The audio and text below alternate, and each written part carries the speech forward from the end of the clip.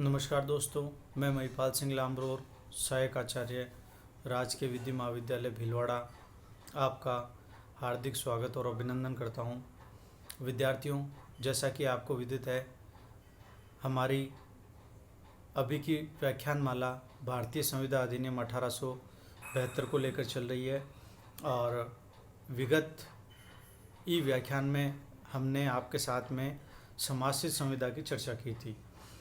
समासित संविदा के बारे में हमने ये जाना था कि ये धारा 31 से 36 के मध्य आती है और इसके अंदर हमने देखा था कि ये किसी घटना पर आश्रित होती है और किसी घटना के घटने या न घटने पर ही ये अस्तित्व में आती है। अब हम आपके साथ जो चर्चा करेंगे वह है हमारी आज की धारा 33 सेक्शन 33। इसमें हम देखते हैं कि उन संविदाओं का परिवर्तन जो किसी घटना के घटित न होने पर समासित हों। उन संविदाओं का परिवर्तन जो किसी घटना के घटित न होने पर समासित हो। तो देखते हैं इसमें क्या है। किसी समासित संविदा का पालन तब करवाया जा सकता है जो किसी अनिश्चित भावी घटना के घटित न होने पर हो। एक बार पुनः देखें। किसी समासित संविदा का पालन तब करवाया जा सकता है जो किसी अनिश्चित भावी घटना के घटित न होने पर हो। यानी यहाँ ऐसी संविदा का पालन करवाया जा रहा है जो भविष्य की ऐसी घटना पर आधारित था कि अगर वह घटना न घटे तो उस संविदा को लागू करवाया जा सकता है। तब उस घटना का घटित होना यदि असंभव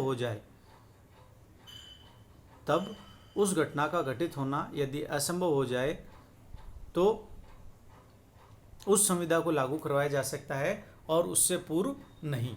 यानी यदि किसी घटना को या अनिश्चित भावी घटना का नहीं घटने पर या उसके असंभव हो जाने पर कोई संविदा लागू करवाई जाए तो उस संविदा को तब तक लागू नहीं करवाया जा सकता जब तक कि अनिश्चित भावी घटना घटित न हो। उदाहरण देखें। उदाहरण के तौर पे हम देखते हैं कि यदि अमुक पोत वापस न आए तो ए बी को पैसा देगा।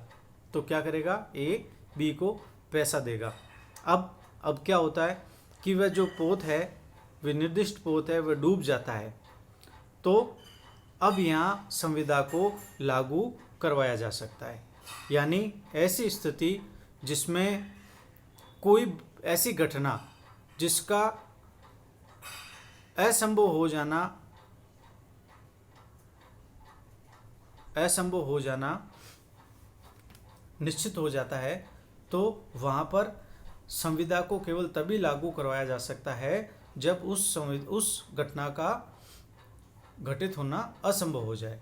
तो इस प्रकार हम धारा 33 में ये देखते हैं कि किसी समासित संविदा का पालन तभी करवाया जा सकता है जब अनिश्चित भावी घटना घटित न हो, और यदि उसका घटित होना असंभव हो जाए तो उसके बाद ही संविदा को लागू करवाया जा सकता है, उससे पहले नहीं। तो इस प्रकार हमने आपके साथ में धारा 33 के बारे में चर्चा की और अब हम समासित संविदा में ही धारा 36 के बारे में अध्ययन करते हैं। तो धारा 36 क्या कहती है?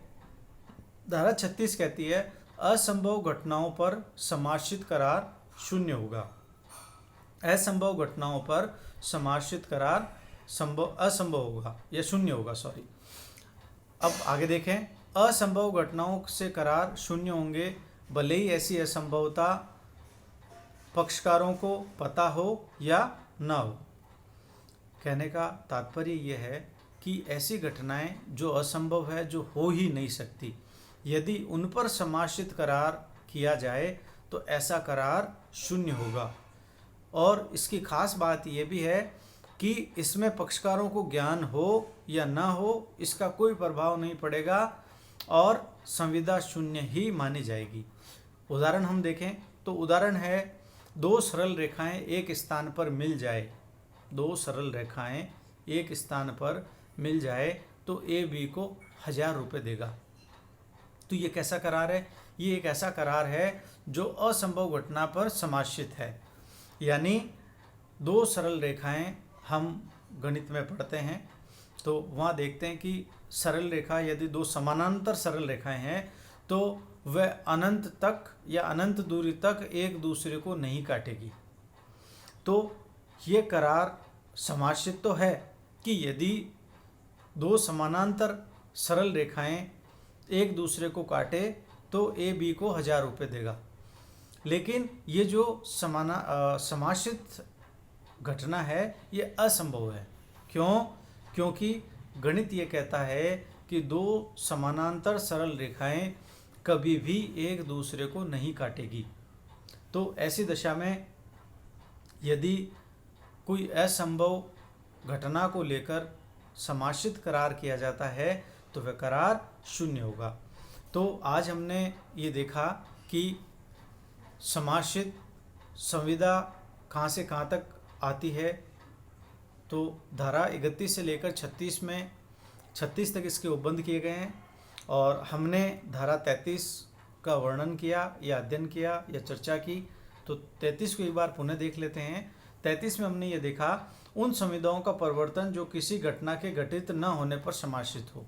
यानी ऐसी समाश्रित संविदा जो किसी घटना के न घटने पर समाश्रित हो। उदाहरण हमने देखा था, ए बी से संविदा करता है कि यदि अमुक पोत लौट कर ना आए तो ए बी को एक रकम चुकाएगा। अब वह पोत किसी कारण से डूब गया तो यह समाश्रित संविदा असंभव घटना पर आधारित होने के कारण अब लागू करवाई जा सकती है जब उस घटना का घटित होना असंभव हो जाए। क्योंकि अगर वो डूब गया है तो वापस कभी नहीं लौट पाएगा और समाश्रित संविदा लागू हो जाएगी। इसी प्रकार हमने देखा धारा 36 में जो असंभव घटनाओं पर समाश्रित करार शून्य होगा इस बारे में बताती है। इसमें यह देखा गया कि यदि कोई दो समानांतर सरल रेखाएं एक स्थान पर मिल जाए या एक दूसरे को काट दे तो ए बी को 1000 रुपये देगा। तो गणित के अनुसार दो समानांतर सरल रेखाएं अनंत दूरी तक एक दूसरे को नहीं काटेगी और ऐसा करार समाश्रित तो है लेकिन असंभव घटना पर आधारित होने के कारण शून्य माना जाएगा और पक्षकारों का ज्ञात होना या पक्षकारों को इस बारे में ज्ञान होना या ना होना इस संविदा के शून्य होने पर कोई प्रभाव नहीं डालेगा। तो आज के ई व्याख्यान को यहीं पर विराम देते हैं और आपसे पुनः भेंट करते हैं अगली ई व्याख्यान में। तब तक के लिए धन्यवाद।